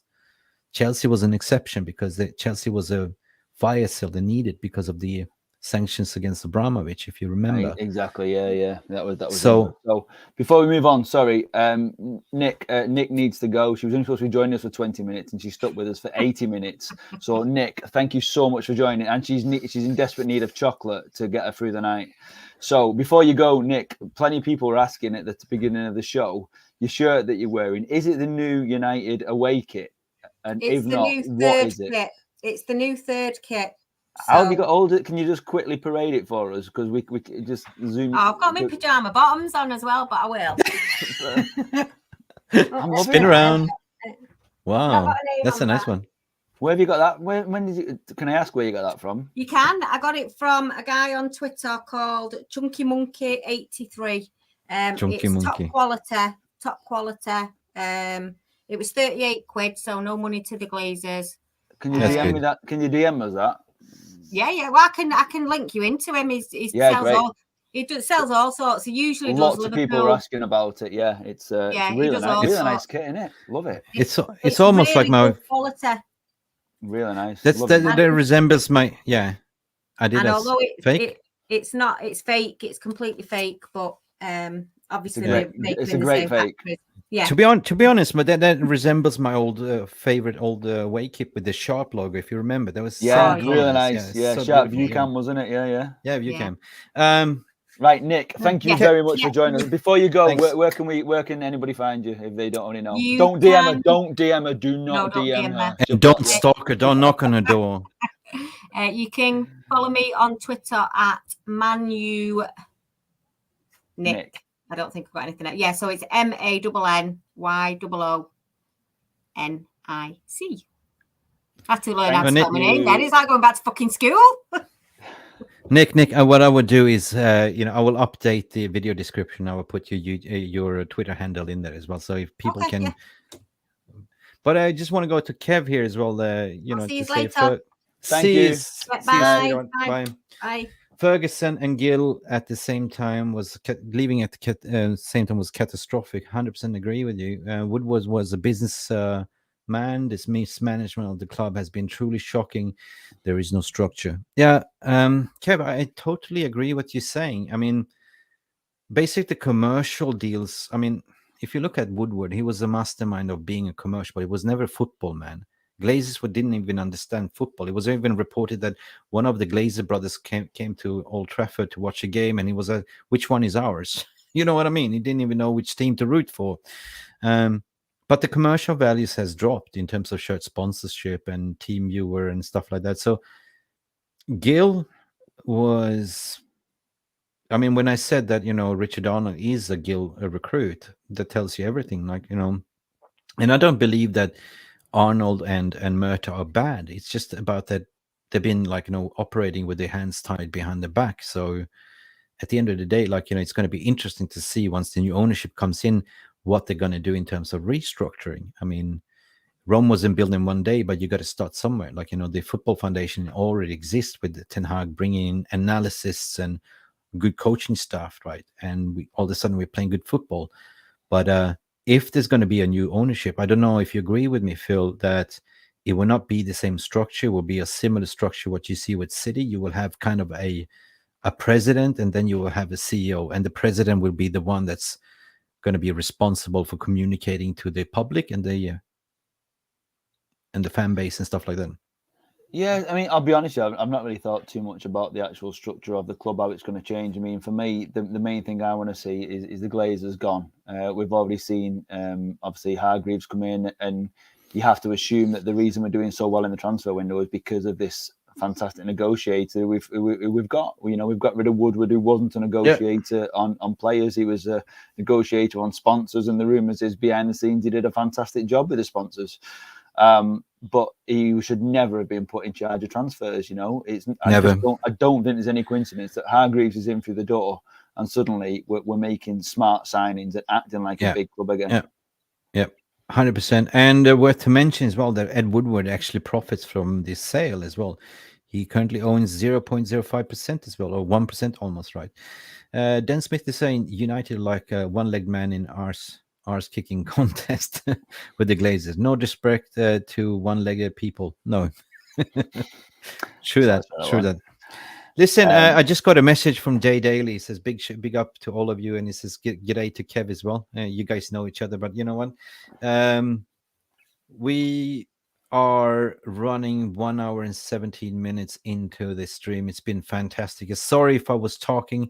It's just been so lengthy process, and when you sit on so much knowledge, you just want this to be over, to be honest, as a fan, Yeah, so Barman, obviously I know you feel that you spoke a little bit, and you did, obviously, but that's kind of what, we said the show was going to be about today, just giving some reasons on why we believe, because there's a lot of people, as we say, there's a lot in the press at the moment going around. Somebody said about, I don't know if I've started it or not, if I have, I'll bring it up. In fact, I'll come back to this one in a minute. So yeah, it's this one I want to talk about at the moment. So wouldn't the press want to be the one that's right for bragging rights? Why would they want to lie? I think the thing is, Andy, in my opinion on that, I don't think it's about them lying. I think if you hit enough shots, eventually you'll hit the target.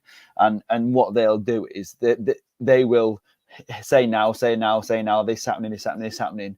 And they'll have covered every single angle, so that when the truth finally comes out, they'll go, look, we told you, and they'll just bring that headline back to the front and say, we told you back in February or March or April or whenever it was.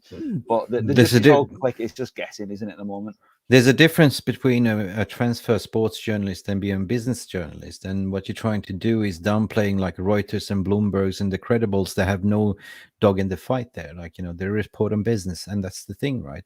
So bragging rights, yes, of course, you want to win a Pulitzer Prize to tell you I told you so. But at the end of the end, let's just take an example that I discovered recently. Mike Keegan, for instance, like, you know, in the beginning he was spot on, but lately he's been like flip-flopping back and forward, and now he's swaying towards, you know, today was an article that Ineos and stuff like that, but he was quite supportive regarding Qatar. So Ben Jacobs, one of them, everyone is writing creative essays, right? And all they're doing is just swapping headlines, but it's the same content, but it's just reworded in certain ways.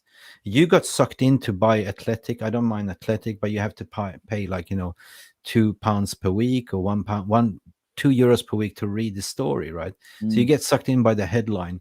Certain content creators also create this clickbaiting stuff. Everyone profits at the end of the day.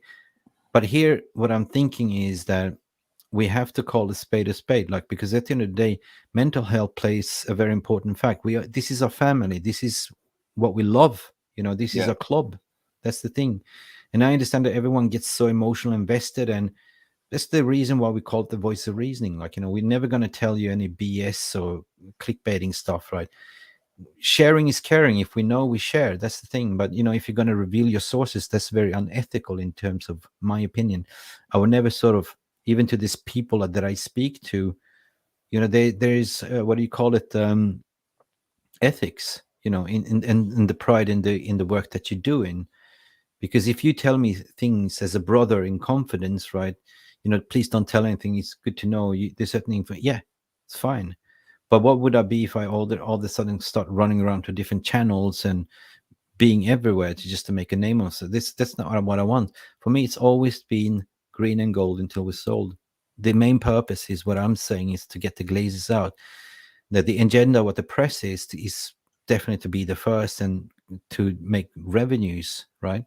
And if they all of a sudden, what I'm trying to say in an analogy, if they try to convince you that the earth is flat, well, you know, the axis of the universe is round, you know, it's the spinning round, then you are the fool that bought into it. You know what I mean? So always use your, you know, logic, you know, assess everything that you read with your common sense, you know, because clearly that's been hijacked recently. People don't read headlines, you know, they just read headlines anymore. And then, you know, I think there's that much going on in the press. I think you know, the thing is, it's been so quiet.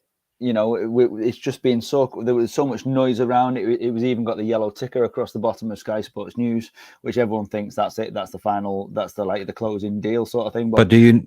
It just do you ask yourself? Do you ask yourself the question why? Why is it silent? Does anyone ask the question? Do you ask yourself the question why is it silent? I think it's silent because it's done. You know, Jim Radcliffe doesn't want to sit there and say, "Oh yeah, I've been beaten." He doesn't want to come out, so he'll just kind of those little stories will spin off the back of that. But the one that's coming out about Jim Radcliffe at the moment is he couldn't afford it, so he's gone. So I'm not being funny. If there was two people up for the purchase of the club, and one can't afford it, well, common sense says, well, the other one's done it. Is it not? Yeah, I don't know. There's certain inner circle within the United club that knows what's going on, and I believe Ten Hag is one of them. They've been informed in how he can operate and recruit. That's the thing. Yeah. Do you really think that, you know, a sports journalist calling up to Rain Group, they'll call up to reception and they're going to connect him through to Joe Revich? Yeah, I'm going to ring up tomorrow myself. I've got his direct dial. Just give it a quick call. Yeah. So ask yourself the question why. If you read those reports, always ask yourself, says who? You know, how do you know? Yeah. That's it. Andy Cooper has got some breaking news. And just sharing it with us. It says Leipzig has cancelled the Guardiola deal. Man City will now pay 115 accordingly to FIFA and UEFA. 115 for best cooks on the planet. Had to share that. Thank you, Andy. Love it. No, they've been done. City's done. City's done. There's no way they're getting done for 115. I don't know how they're going to get away with it. But okay, I want to speak about City just briefly because I think City this season, they are lethargic. They hit the sweet spot. They hit the jackpot by winning a treble. They got finally to winning a Champions League. So this season, I think they are taking the foot out of the pedal.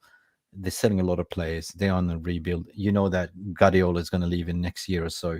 I don't think they're going to be up there in the to challenge for the triple. You know what I mean? The 4P. Yeah. I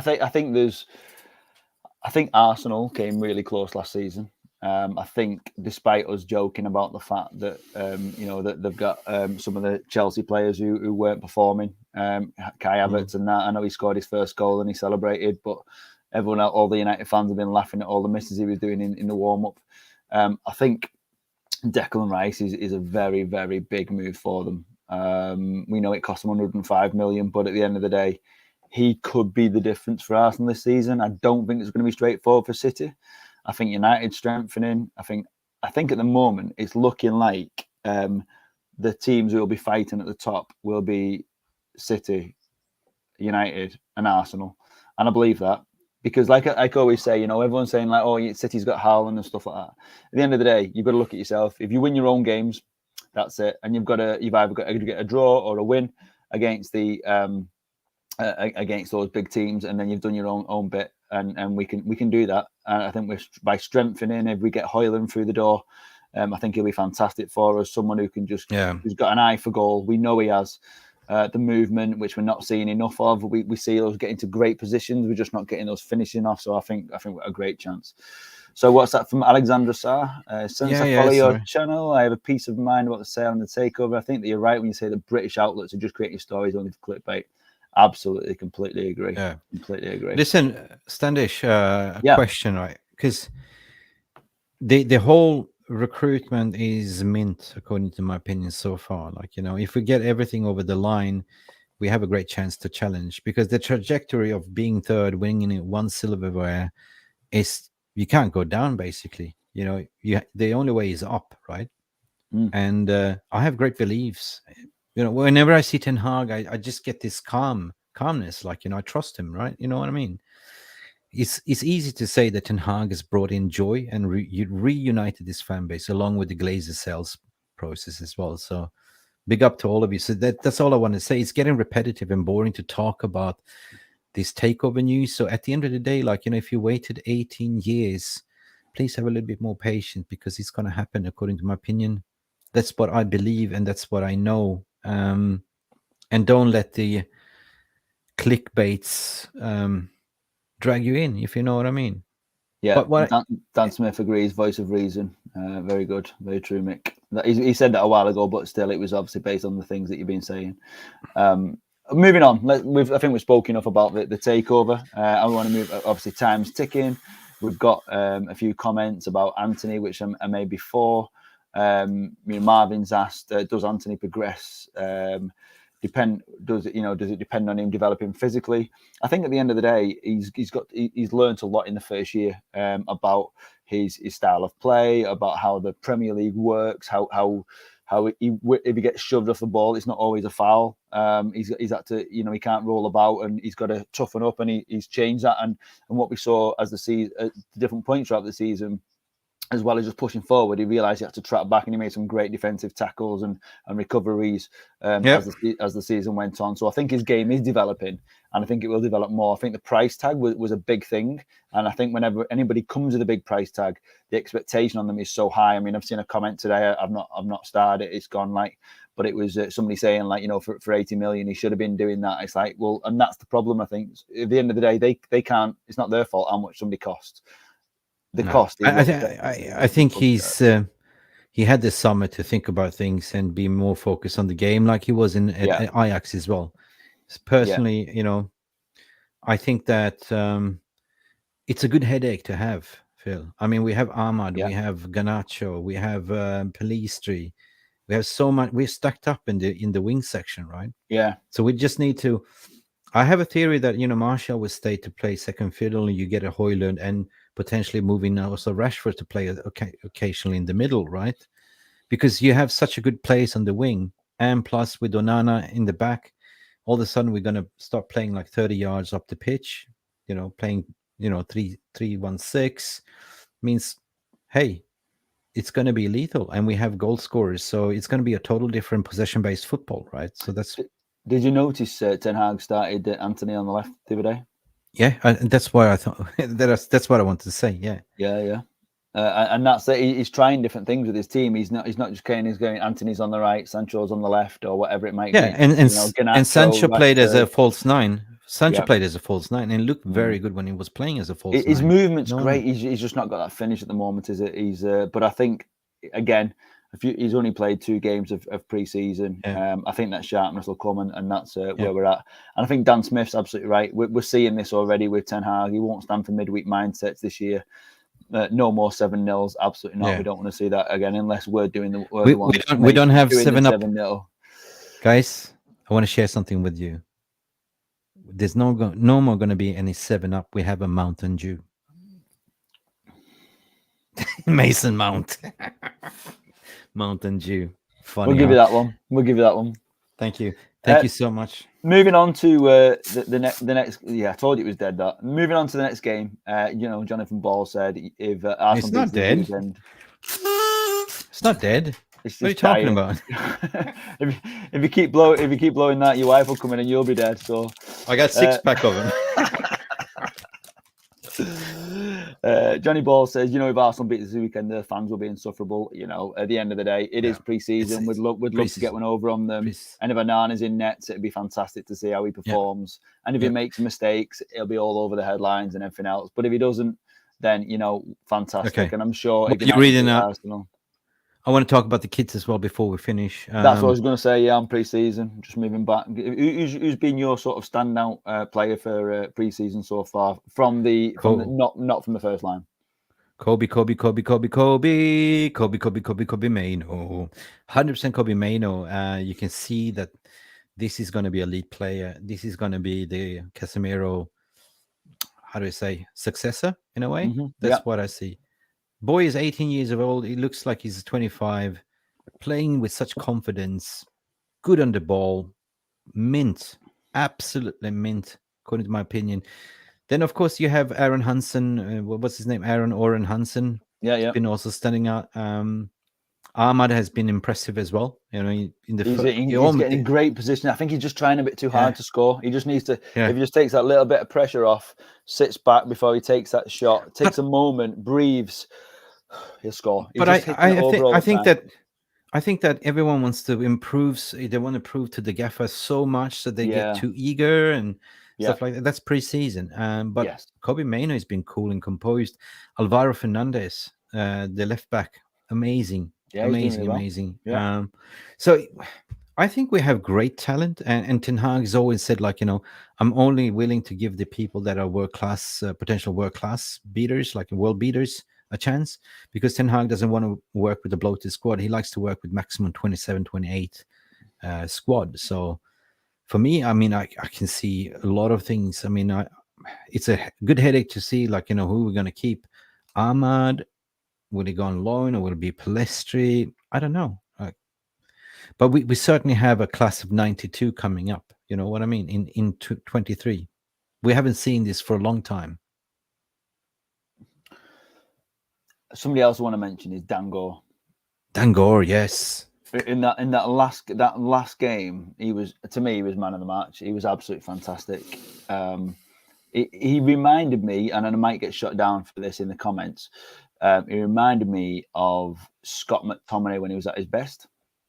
Nigel, thank you. Hannibal as well. Hannibal has been good as well. He's still a little bit erratic, and I think that is what's going to lose him the chance of starting. I think he needs to go on loan because he's not as erratic as he was when he came on against Liverpool. And I know it's too hot-headed. He got cheered for that, but he just needs to control that tackle, and he can be a much better player. But Dangor, I think, go on. Dangor. But before you continue to Dangor, just park this Kovar in your head. Are you surprised that he's not going on tour? I am surprised, to be honest. Well, I think the only reason he's not going on tour is probably because there must be a deal lined up, and we'll probably hear it soon. Charlie Savage, he was kind of being tipped, but now he's looked like he's going to end up at Reading on a full permanent deal. I think Kovar will probably go on loan, but if Kovar's going on loan, Onana's through the door, and either Hendo's staying as number 2, or we've got this Suzuki who we've been heavily linked to from Urawa Reds. Urawa, that one, Oh. that red. I'm a big fan of Yamaha motor scooters, but Suzuki's not bad either, or Honda. Well, there you go. Yeah. So There you go. Suzuki, I can't remember his full name. Something Suzuki or Suzuki something. Nah, 20-year-old goalkeeper. As a backup. I think Kovar's been. He's not. I think the problem with Kovar in pre-season, he's not really had many shots against him. Once again, our defence are doing a good job, as we saw with De Gea last season. De Gea got Golden Glove, and a lot of people say it was down to the defence. And actually, the defenders have been playing so well that the goalkeepers haven't had that much to do at all. Brilliant. So I'd love to see Kovar in a more of an upbeat match, like the likes of an Arsenal or something like that, where you're going to get lots of shots and see how he does perform. Like, yep. Rightio.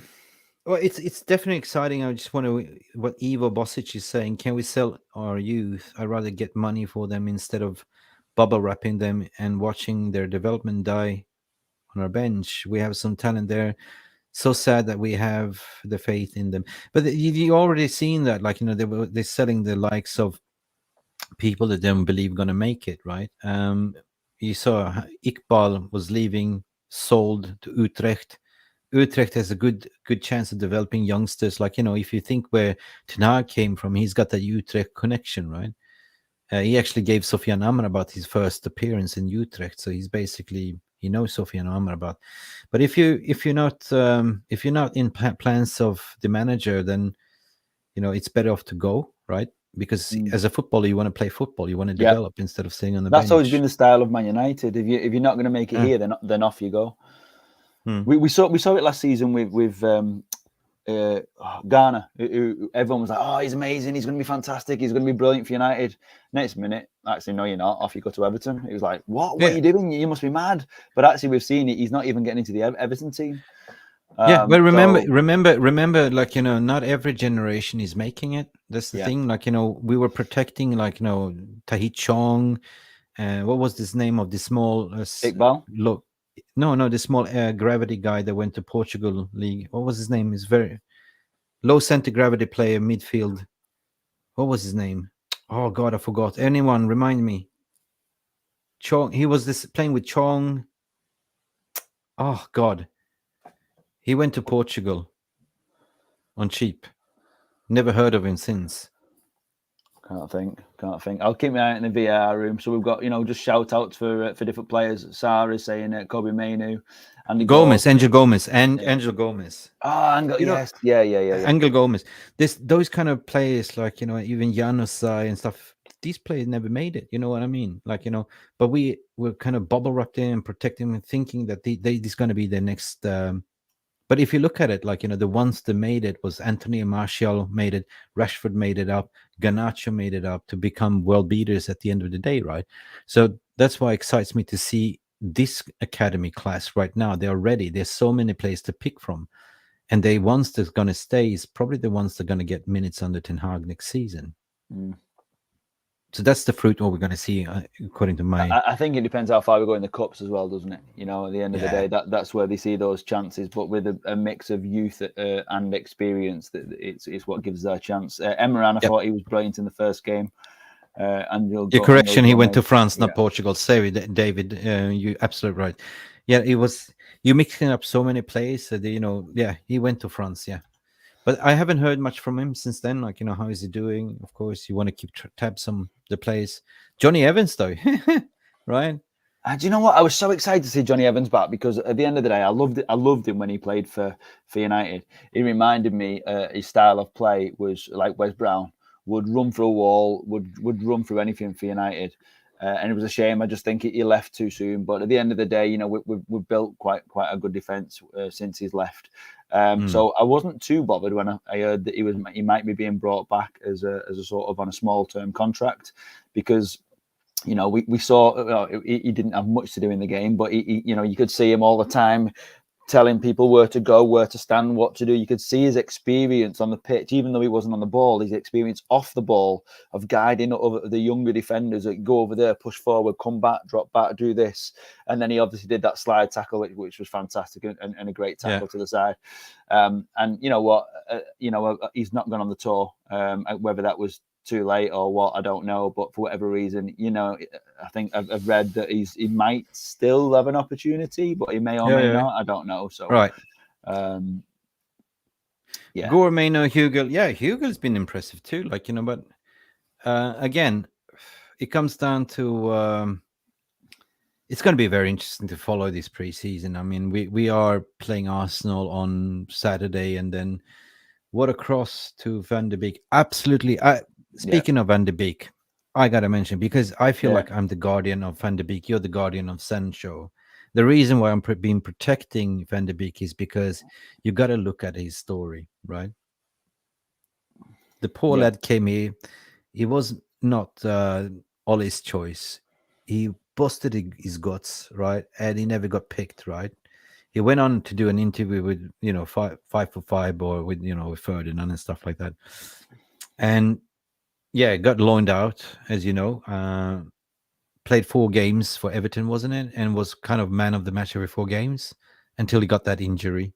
Came back to United under a new Erik ten Hag that kind of raised him and got that ugly scissor tackles that busted his knee. So I think for him to come back yesterday for such a long absence to score the goal was massive for him, right? Yeah. He held saw his interview. celebration, wasn't it? It was like, you know, yeah. Proper like pre-season. You just see people kind of go, yeah, well done. Yeah. But post-match, they had a lot of press was asking, "What's your future going to like?" We see. I'm training hard right now. That's my main priority. We never know. It comes down to the pre-season. If he does a madness, he might stay. That's the thing. But it's a good headache because we need a full squad that can compete. Yeah, 100%. Okay, cool. RJ is saying breaking news: Zion Suzuki is very close to signing for Man United. That's official breaking news, that one. So thank you for sharing that one with us. That means one thing: that Kovar is going out on loan. They're bringing in a Suzuki. Yes, I really think that's happening. I think Suzuki is very close to being number 2. I think Henderson's going to be giving his marching orders. He needs someone in pre-season. He's still part of the club. So Rasmus Højlund worth 60 million plus bonuses very soon. Alfredo, That's what I always. That's what I've been singing since last week and 2 weeks ago as well. Yeah, it's all about the evaluation. Lee Congdon sits there, like, you know, at Atlanta. They are basically the price they have in mind is the bottom line is 60, 55, you know, on the current market. But it's like you selling your house. You know your house is worth 1 million, but you putting a cheeky higher up, like, because if you put 1 million there, people are going to press it down.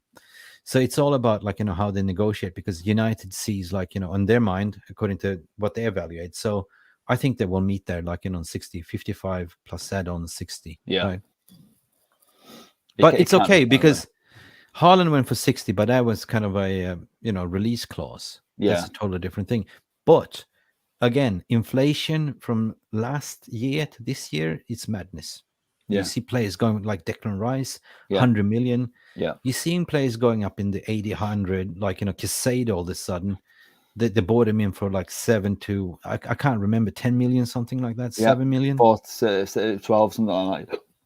And selling him for what, 80, 90 to 100, silly money. Right? That's the way the game is changing. Because the big boys are in there, and because Rice has gone for 105, isn't it? Yeah. They know Chelsea's got money, that's the thing, right? Yeah.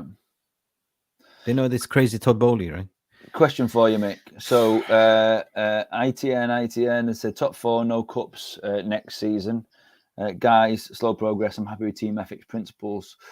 So my question off the back of that is, what do you think will be a successful season this coming season?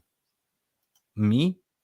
The thing is, I have no expectation, and we just take it game by game, according to my opinion, you know. But what be, you know, when you get to the end of the season, what do you think we should be aiming for this season when you look at what we did last year? Qualify deep, go deep into Champions League. That's a great progression.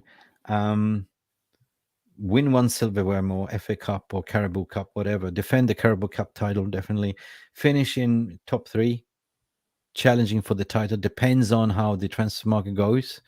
I mean, Arsenal's been doing bits in the recruitment market, but Arsenal also needs to offload their, like, you know, Thomas Partey, etc. So, you know, you see just now breaking news regarding City that their midfielder target has been, you know, rejected as well. So nobody's really doing business. Newcastle I'll be watching out for, to be honest. But I do expect us to finish second, or come March that we'll be in a good position to actually be title challengers. Like, but it all depends on the recruits. Yeah. Right? Onana in there definitely gives me confidence. You get an Højlund in, you get like an Amrabat in, and we are cooking, and embed the youth as well. So yeah, I think there's going to be some dark horses, as you say. I think Newcastle, they've the only thing with Newcastle is I've read today that Saudis have bought St. Maximin for 20 million, which is, I think, is a bit of a steal, to be honest, because I think he's a fantastic player. I don't know why he wasn't in no end product, according to my opinion. It was like a show pony, but no end product. The same with the Wolves. The other one, Traore. Yeah, Wolves. Yeah, baby oil, grease me up like a baby oil. How he gets away with that? Why is the Premier League not put a ban on that? It's just ridiculous. I'm like, sponsored by Johnson's Baby Oil. Slippery Joe. Grease me up, Slippy Joe. Yeah. Shocking, isn't it? Should not be getting away with that. Klopp's hamstring. You want to have Klopp's hamstring? Guess what? This is what matters, guys. You know, I cannot stress this is so important.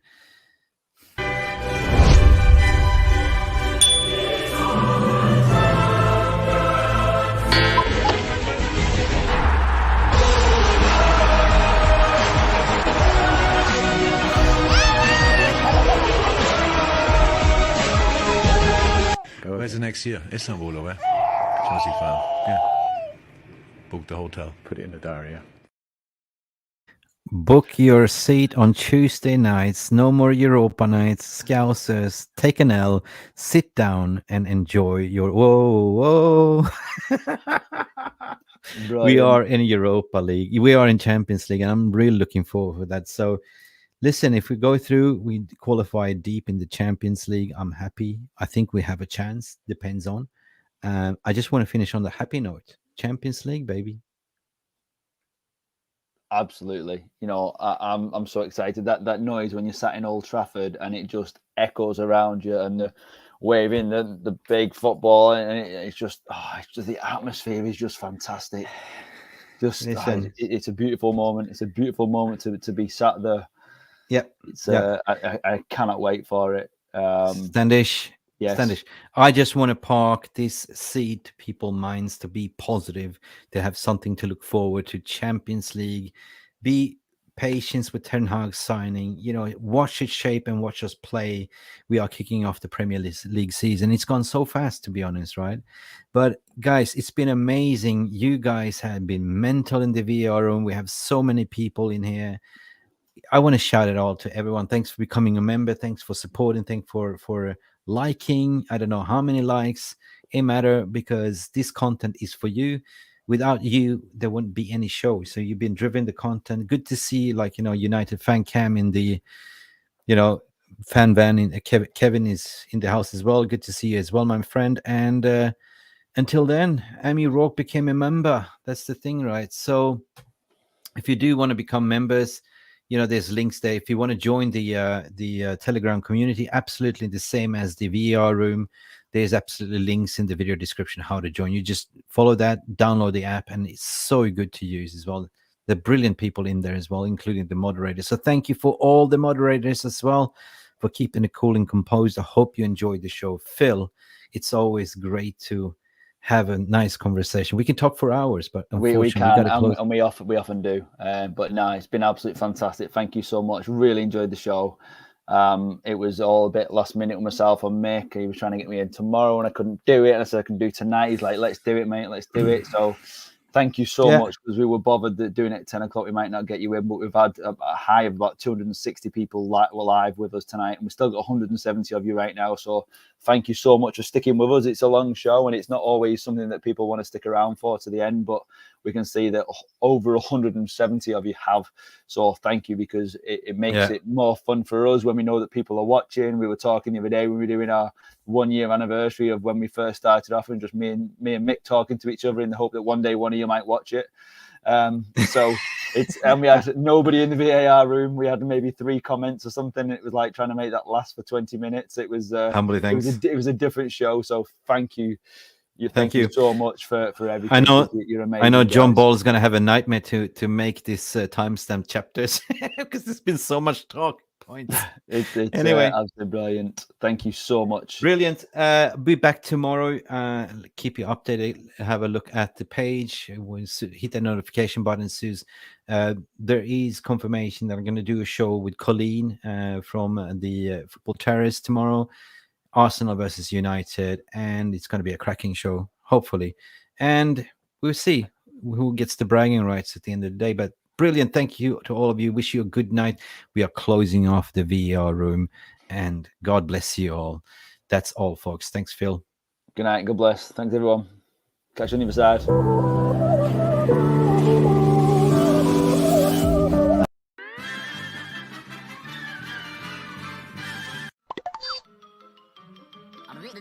That's all, folks.